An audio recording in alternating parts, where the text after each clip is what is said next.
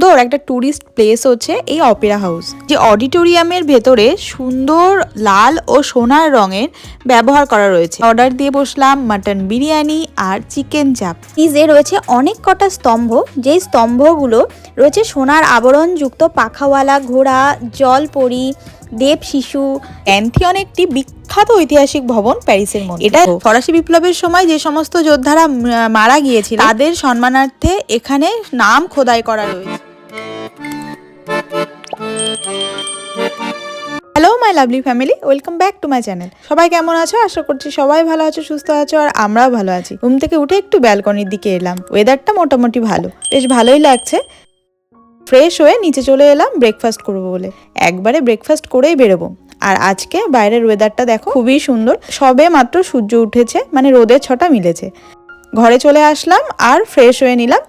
আর এই যে এই ড্রেসটা পরে নিলাম, এইটা কিন্তু প্যারিসে ঘুরতে আসবো বলেই এটা কিনেছিলাম। তো আমরা বেরিয়ে গেলাম মেট্রো করে। আমরা এখন যাব অপেরা হাউস দেখতে। প্যারিসের অন্যতম সুন্দর একটা জায়গা হলো অপেরা হাউস। এই অপেরা হাউসটার মধ্যে অনেক কিছু দেখার আছে, ইতিহাসের অনেক কিছু জানার আছে। চলো তোমাদেরকেও শেয়ার করব, কেউ স্কিপ না করে ভিডিওটা দেখতে থাকো, আশা করছি ভালো লাগবে।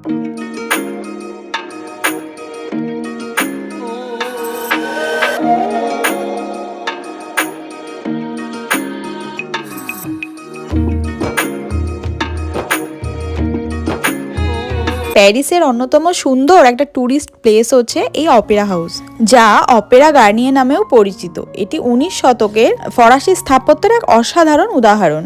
এই অপেরা হাউসে দেখতে ভেতরে ঢোকার জন্য টিকিট লাগে। তো অনলাইনেও টিকিট কাটা যায়, কিন্তু আমরা এখানে এসে টিকিটটা কেটে নিলাম।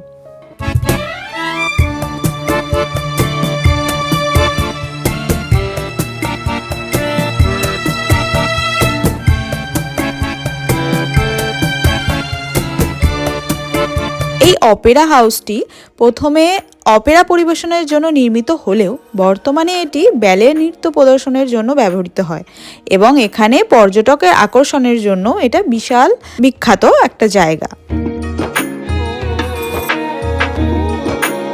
এর বাইরের অংশটিতে অত্যন্ত জাঁকজমকপূর্ণ স্তম্ভ রয়েছে, যেখানে দেবদেবীর মূর্তি ও সোনার পাত দিয়ে আবৃত ভাস্কর্য রয়েছে। আর প্রবেশ পথে আছে বড় বড় স্তম্ভ, যাতে আছে গ্রিক পুরাণের বিভিন্ন চরিত্রের মূর্তি, যা এখানে শৈল্পিক রূপ পেয়েছে। এর ভেতরে অ্যাম্পি থিয়েটারও রয়েছে, যেখানে বিভিন্ন রকমের শো হয়। তার জন্য আলাদা করে টিকিট কাটতে হয়, কিন্তু আমরা শুধুমাত্র এই অপেরা হাউসের সৌন্দর্য দেখার জন্য, এর শৈল্পিক বৈশিষ্ট্য দেখার জন্য আমরা এসেছি। এখানকার অন্যতম সুন্দর একটা জায়গা হলো এখানকার এই গ্র্যান্ড সিঁড়ি। গ্র্যান্ড সিঁড়িটা তৈরি হয়েছে মার্বেল ও নানা রঙের পাথরের, যা সাজসজ্জা খুবই আকর্ষণীয়। এই যে অডিটোরিয়ামের ভেতরে সুন্দর লাল ও সোনার রঙের ব্যবহার করা রয়েছে। এখানে আর একটা অকল্পনীয় সৌন্দর্য কি জানো?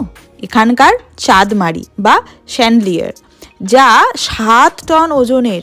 এই যে ঝাড়বাতিগুলোর কথা বলছি, কি সুন্দর না?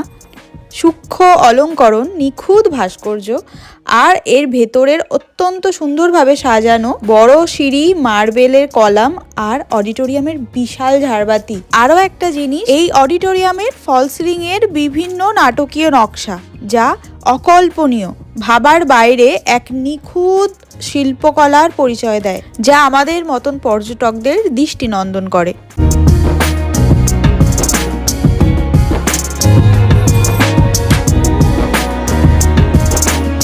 1861 সালে সম্রাট নেপোলিয়নের রাজত্বকালে তখন প্যারিস শহরটাকে নতুন করে সাজানোর পরিকল্পনা করা হয়। প্যারিসের অন্যতম প্রাণকেন্দ্র এই অপেরা হাউসের স্থলটি। এইটিকেও নতুন করে সাজানোর পরিকল্পনা করা হয়। সেই বাবদ চার্লস গার্নিয়ার নামে এক ব্যক্তির তাকে বলা হয় এখানকার নতুন নকশা করার জন্য, এবং তার এই নিখুঁত নকশায় আজকের এই অভূতপূর্ব এক সৃষ্টি, যা আমাদের কাছে অকল্পনীয় এক সুন্দর দৃশ্য আজকের দিনে।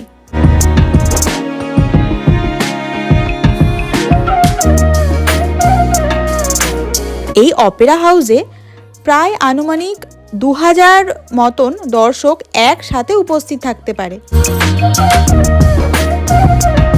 এখানে তখনকার সমসাময়িক বিশিষ্ট নাম করা ব্যালে ডান্সারের ছবি সমেত স্ট্যাচু এখানে রাখা রয়েছে। এইবার ঢুকলাম এই অপেরা হাউসের মধ্যেই অবস্থিত এক লাইব্রেরিতে।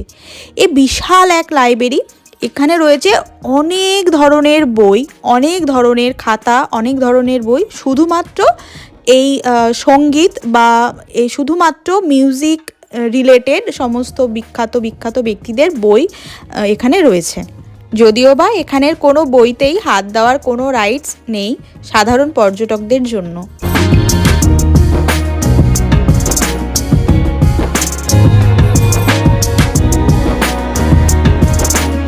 বিশাল লাইব্রেরি দেখার পর আমরা চলে এলাম একটা সুবিনিয়ার শপে। এটাও কিন্তু এই অপেরা হাউসের মধ্যেই রয়েছে সুবিনিয়ার শপটা। এখানে বিভিন্ন রকমের জামা কাপড়, বিভিন্ন রকমের ম্যাগনেটস, এই অপেরা হাউসের নকশা, এইগুলো শোপিস, বিভিন্ন ব্যালে ডান্সারের ফটোজ, এইগুলো এখানে বাধাই করা রয়েছে। তবে এই অপেরা হাউস নিয়ে একটা কথা বলি। এই অপেরা হাউসটা যখন 1861 সালে নেপোলিয়ান যখন প্ল্যান করেছিলেন যে নতুন করে এটাকে সাজানো হবে, এটা কিন্তু 1870 সালে যখন নেপোলিয়ানের পতন হয় তখন এই অপেরা হাউসটা তৈরি করার কাজটা বন্ধ হয়ে যায়। তবুও এটা কিন্তু থেমে থাকেনি। লাস্ট 1875 সালে এটিকে আনুষ্ঠানিকভাবে, মানে নেপোলিয়ানের পতনের পর 1875 সালে আনুষ্ঠানিকভাবে নতুন করে উদ্বোধন করা হয় এবং সেটা সকল মানুষের জন্য, সাধারণ মানুষের জন্য অ্যাজ এ ভিজিটর হিসেবে ওপেন করে দেওয়া হয়। অনেক কিছু দেখা হলো, অনেক কিছু জানা হলো, ইতিহাসের অনেক কিছু দেখলাম, জানলাম। এইবার পালা নেক্সট ডেস্টিনেশনের দিকে যাওয়া। সেই জন্য এখানে নিচে সুবিনিয়ার শপ ছিল, সেখানে একটুখানি দেখে নিলাম কি কি আছে। তো এখানে অনেক কিছুই আছে, আর এখান থেকে কিছু কি রিংস আর ম্যাগনেটস নিয়ে নিলাম। অপেরা হাউস সত্যিই প্যারিসের অন্যতম সুন্দর একটা দেখার জায়গা। এখানে কেউ না আসলে সত্যি একটা কিছু মিস করে যাওয়ার মতন। এত এত এত নিখুঁত সমস্ত কাজ, আর এত নিখুঁত হাতের শিল্পকলা, আর কত ইতিহাস এখানে রয়েছে যেগুলো এখানে না আসলে জানতেই পারতাম না।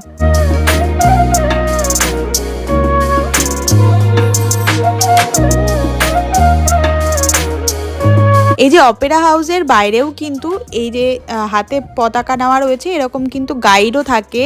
এদের কাছে কন্ট্যাক্ট করলে এরা পুরো অপেরা হাউসের কোথায় কি আছে এইগুলো এরা গাইড হিসেবে এরা ভালো করে দেখিয়ে দেয়, বুঝিয়ে দেয়। তো এরা তার জন্য কিছু টাকাও নেয়। অনেকক্ষণ দেখার পর আমরা এখান থেকে বাইরে বেরিয়ে আসলাম, আর এবার যেতে হবে খেতে, কারণ পেটটা চুইচুই করছে, প্রচণ্ড খিদে পেয়ে গেছে। তো এখানে আমরা শুনতে পেলাম যে ক্যাফে সুন্দরবন বলে একটা রেস্টুরেন্ট আছে, যে রেস্টুরেন্টটা খুবই সুন্দর খাবার পাওয়া যায়, পুরো অথেন্টিক কলকাতা স্টাইলের বিরিয়ানি এখানে পাওয়া যায়। তো বহুদিন কলকাতা স্টাইলের বিরিয়ানি খাওয়া হয়নি, আর প্যারিসে এসে সেটা মিস করব সেটা তো হতেই পারে না। সেই জন্য আমরা অর্ডার দিয়ে বসলাম মাটন বিরিয়ানি আর চিকেন চাপ। আর সত্যি বলতে কি এত সুন্দর হয়েছিল বিরিয়ানিটা, শুধুমাত্র একটাই ছিল এখানে উপরে লেটুস পাতা দিয়েছিল, যেটা ইন্ডিয়াতে দেয় না। তাছাড়া খুবই সুন্দর হয়েছিল, একদম অথেন্টিক টেস্ট ছিল। বহুদিন পর বিরিয়ানিটা খেয়ে আমার তো প্রাণটা জুড়িয়েই গেল একদম।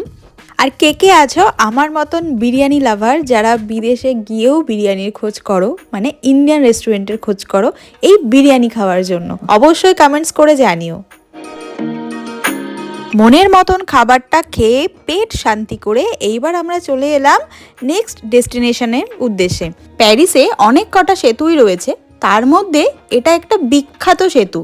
এটা হচ্ছে আলেকজান্ডার সেতু বা পন্ট আলেকজান্ডার ব্রিজ। এটি রাশিয়ার সম্রাট তৃতীয় আলেকজান্ডারের নামে নামকরণ করা হয়েছে এবং এটি ফ্রান্স ও রাশিয়ার মধ্যে সুসম্পর্ক ও মৈত্রীর প্রতীক হিসেবে বিবেচনা করা হয়। কি অপূর্ব না এই সুন্দর দেখতে ব্রিজটা। সেন নদীর উপরে এই ব্রিজটা তৈরি করা হয়েছে 1900 শতাব্দীর সময়ে। এটি 1900 শতাব্দীতে যখন বিশ্ব মেলা হয়, সেই বিশ্ব মেলার সময় এটি উদ্বোধন করা হয়। এই ব্রিজের নিচে যে এই লঞ্চগুলো রয়েছে, এই লঞ্চ বা ক্রুজগুলো রয়েছে, এইগুলো এই ব্রিজের নিচে থেকে এক জায়গা থেকে আরেক জায়গায় বিভিন্ন রকম মাল সরবরাহ পর্যটকদের জন্য এগুলো ব্যবহার করা হয়। আর এই ব্রিজে রয়েছে অনেক কটা স্তম্ভ, যেই স্তম্ভগুলো রয়েছে সোনার আবরণযুক্ত পাখাওয়ালা ঘোড়া, জলপরি, দেব শিশু, এইগুলোর কিন্তু স্ট্যাচু এখানে রয়েছে। আরও রয়েছে ল্যাম্পপোস্ট। এই ব্রিজের উপরে যে বড় বড় 4টে স্তম্ভ রয়েছে তার উপরে বিভিন্ন স্থাপত্য ভাস্কর্য রয়েছে, যেই শিল্পকলা, বিজ্ঞান, বাণিজ্য, বিভিন্ন শিল্পকর্মের প্রতীক হিসেবে রয়েছে। আর এই ব্রিজের উপর থেকে এই যে আইফেল টাওয়ারও দেখা যায়। আর আইফেল টাওয়ার বাদে বিভিন্ন যে বড় বড় দেখার জায়গাগুলো রয়েছে, যেরকম ডিজনিল্যান্ড, আরও বড় বড় যে সমস্ত জায়গাগুলো, সেইগুলোও কিন্তু এখান থেকে দেখা যায়। আর সত্যি কথা বলতে কি, প্যারিসের আভিজাত্য ও গৌরবের এক স্থায়ী নিদর্শন বলা যেতে পারে এই ব্রিজটা। এই সেন নদীর পাশে বিভিন্ন বিখ্যাত স্থাপনার চমৎকার এক দৃশ্য উপভোগ করা যায় এই ব্রিজের উপর থেকে। সত্যি এত সুন্দর দেখতে ব্রিজটা, মানে মন ভরে যাওয়ার মতন। এই যে ব্রিজটা দেখার পরে পাশেই কিন্তু এই গার্ডেনটা রয়েছে, এখানে রেস্টও নেওয়া যায়। তো আমরা এখানে কিছুক্ষণ বসে রেস্ট নিলাম, তারপর আমরা গেলাম ওই যে আইফেল টাওয়ারটা দেখা যাচ্ছে ওইখানে। আসলে আমরা যেদিনকে প্রথম এসছিলাম, আমার আগের ব্লগগুলো দেখলে তোমরা বুঝতেই পারবে, আমরা রাতের আইফেল টাওয়ারটা দেখে নিয়েছিলাম। তো দিনের আইফেল টাওয়ারটা আমাদের দেখা হয়নি। তো এই যে আমরা চলে এসেছি দিনের বেলায় আইফেল টাওয়ারটা সচক্ষে দেখতে। সত্যি বলতে খুবই সুন্দর, তবে হ্যাঁ, রাতের আইফেল টাওয়ারটা দেখতে আরও বেশি সুন্দর লাগে। তারপর আইফেল টাওয়ারটা দেখে আমরা চলে এলাম প্যান্থিয়ন দেখতে। প্যান্থিয়ন একটি বিখ্যাত ঐতিহাসিক ভবন প্যারিসের মধ্যে। এটাকে প্রথমে গির্জা হিসেবে নির্মাণ করা হলেও পরবর্তীতে এটা সমাধিস্থল নামে পরিচিত। এখানে Voltaire, Rousseau, Victor Hugo, Marie কুরির মতন বিখ্যাত ব্যক্তিদের সমাধি রাখা রয়েছে। তবে প্যান্থিয়নের মাথার উপরের যে গম্বুজটা আর এর ভেতরের স্থাপত্যের শৈলীর যে কারুকার্য, এটাই কিন্তু সাধারণ দর্শকের চোখ আকর্ষণ করে। তবে প্যান্থিয়ন বন্ধ থাকার জন্য প্যান্থিয়নের ভেতরটা আমরা দুর্ভাগ্যবশত যেতে পারলাম না। মনটা একটু খারাপ হয়ে গেছিল বই কি। তারপর অরূপের বন্ধু বলল যে চলো, সামনে একটা চার্চ আছে, ওটাও বেশ সুন্দর। তো আমি তো গিয়ে সত্যি দেখলাম খুবই সুন্দর চার্চটা। আর এই চার্চটা আমার বেশি ভালো লেগেছে, এর এই যে গ্লাস উইন্ডোগুলো যেগুলো ছিল, প্রত্যেকটা গ্লাসেই এত সুন্দর করে কাজ রয়েছে, লাল, নীল, সবুজ কালারে বিভিন্ন পেন্ট করা কাজ, মানে বিভিন্ন রকমের পেন্ট করা। আর এগুলো কিন্তু যে খ্রিস্ট ধর্মের বিভিন্ন ইতিহাস, এগুলো এখানে বর্ণিত রয়েছে। দেখে বেশ ভালোই লাগলো। তবে গল্প শুনতে শুনতে এখানকার শুনতে পেলাম যে একটা মুভি আছে যার নাম লুপিন, সেই লুপিনের শুটিংও এই চার্চটাতে হয়েছিল। চার্চটা অনেকক্ষণ ঘুরে ঘুরে দেখলাম, বেশ ভালো লাগলো, বেশ শান্ত, স্নিগ্ধ, ভেতরটা বেশ মনোরম, মনটা শান্ত হয়ে গেল।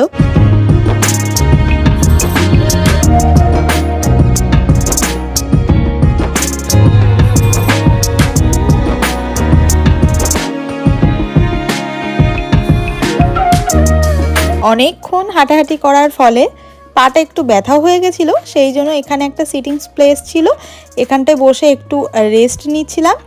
আর অরূপ ও ওর বন্ধুবান্ধবদের সাথে একটু কথা বলছিল।